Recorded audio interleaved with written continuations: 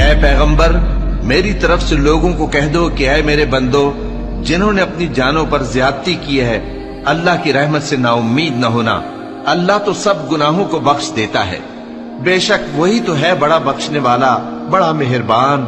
اور اس سے پہلے کہ تم پر عذاب آ واقع ہو، اپنے پروردگار کی طرف رجوع کرو اور اس کے فرما بردار ہو جاؤ، ورنہ بعد میں تم کو مدد نہیں ملے گی۔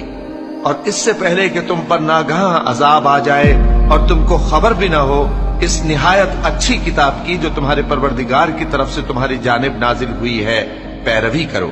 ایسا نہ ہو کہ اس وقت کوئی شخص کہنے لگے کہ ہائے اس کوتاہی پر افسوس ہے جو میں نے اللہ کا حق ماننے میں کی، اور میں تو ہنسی ہی کرتا رہا۔ یا یہ کہنے لگے کہ اگر اللہ مجھ کو ہدایت دیتا تو میں بھی پرہیزگاروں میں ہوتا۔